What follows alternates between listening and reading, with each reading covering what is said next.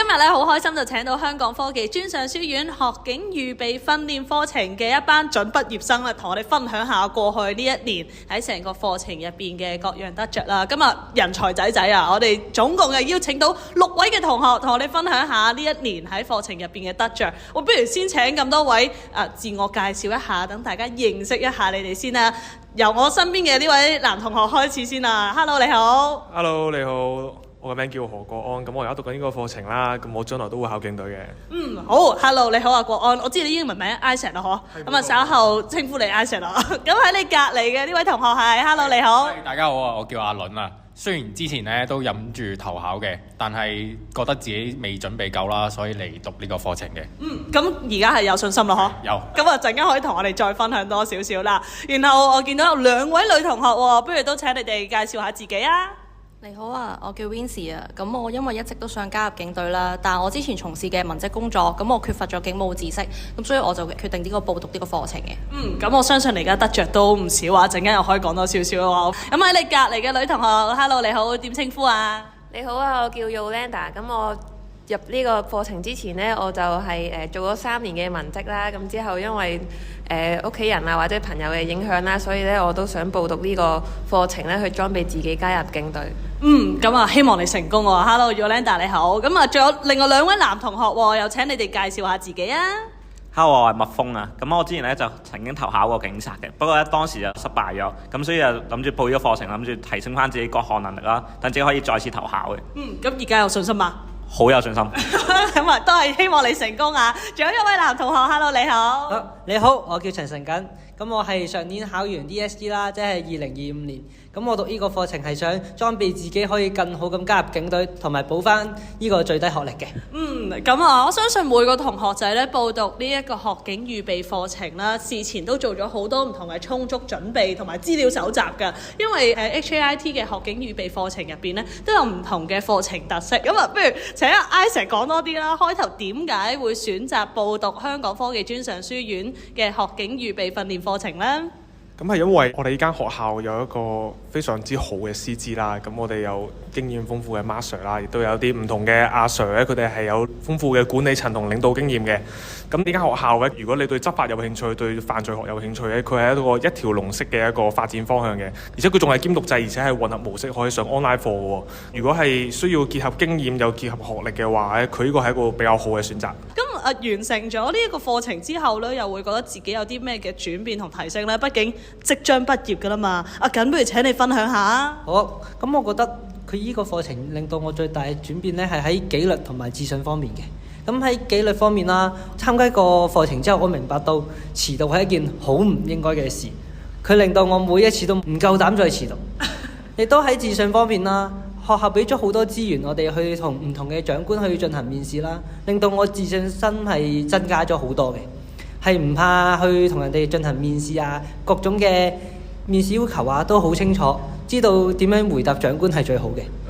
咁所以我相信你哋嚟緊真係去投考相關紀律部隊嘅時候咧，都會充滿住信心啦，同埋俾到一個好好嘅能力提升你哋啊。咁因為成個課程正如頭先所講，除咗知識之外咧，都有唔同嘅一啲實踐活動啦、面試嘅練習。咁一年嘅課程當中有冇啲特別嘅上課片段，又可以同我哋分享下咧？呢個要交俾阿麥峰去分享下先。呢個絕對有啊！咁我哋咧喺1年入邊曾經去過跑馬地馬場嗰度有一個跨部門嘅警隊嘅重大事故演練啦。咁當時咧我哋點解咁深刻呢？就因為我哋要扮演傷者角色。咁其實喺警隊呢啲演練，如果有傷者情況下咧，佢係會請一啲化妝師過嚟，係會幫我哋真係整一啲假嘅傷喺身上面啦。例如可能有啲斷骨啊，就會整個假骨頭撐出嚟啊，或者係傷口流血嘅時候，佢都會用啲非常專業嘅手法去整一個模擬嘅傷口出嚟啦。我哋最有印象就係因為我哋唔單止要整傷口啊，我哋仲要扮演傷者喺地下度演戲啊、滾地啊，或者係有人個胸斷咗骨嘅，佢要扮就係斷氣啦。咁我哋又見到警察啊或者一啲救護過嚟，點樣用佢哋專業嘅方式去拯救生命啦。咁呢個係令到我非常之深刻嘅。係，同埋我相信呢個實質嘅經驗咧，就可以等你近距離認識到一啲紀律部隊佢哋實際嘅工作係點啦，咁就有助你之後去準備相關嘅面試啊，同埋裝備自己。咁再者喺成個課程咧，頭先所講有一啲實際真係紀律部隊做嘅演練活動，你哋會參與到啦，亦都學校有好犀利嘅老師可以幫你哋準備。咁睇翻自己過去呢一年嘅成長，你會覺得呢個課程對於你將來投考一啲實際幫助係點樣啦？Yolanda，請你分享下啦。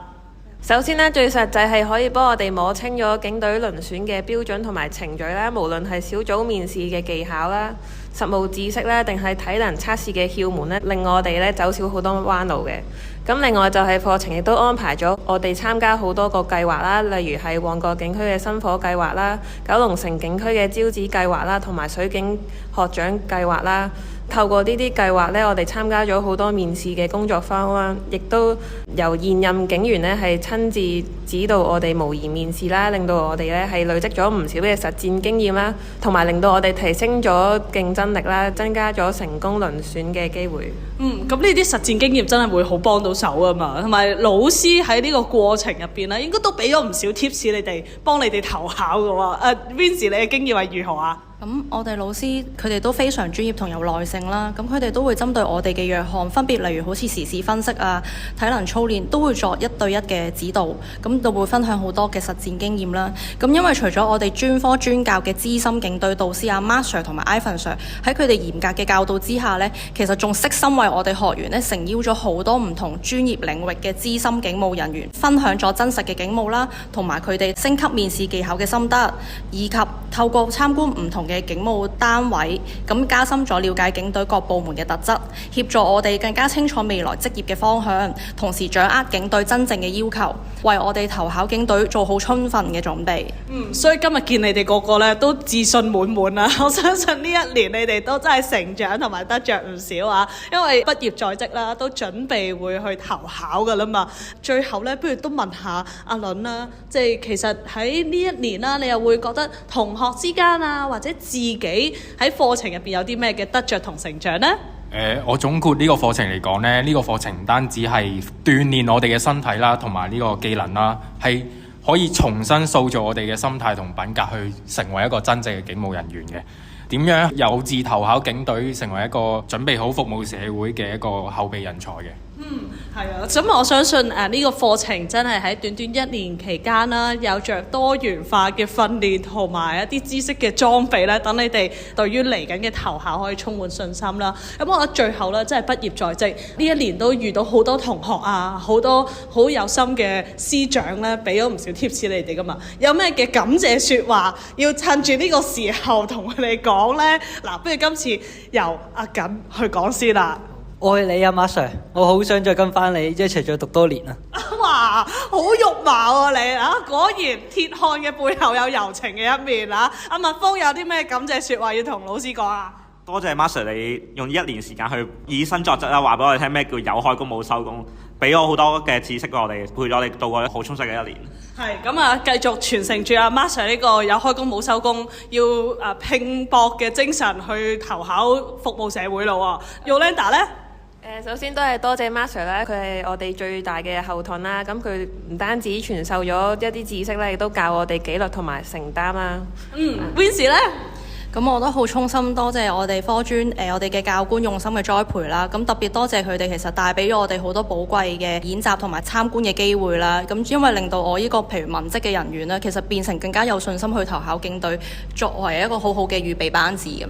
我相信師長們都好開心，好欣慰聽到你哋咁有信心嘅分享啊！阿倫咧又有啲咩感謝説話？其實我好多謝警務處啦，同埋招募組啦，去同埋科專去合辦呢個學警預備訓練班，去俾我去裝備自己啦。因為我以前係對警隊係一竅不通嘅，所以我想藉住呢個機會去多謝無論課程啦、主任啦、Mark Sir 啦，多謝各位同學呢1年嘅陪伴，所以我好開心嘅呢1年。咁啊，希望你繼續可以發揮到呢1年所學嘅，繼續服務社會啊！Isaac 有啲咩感謝説話？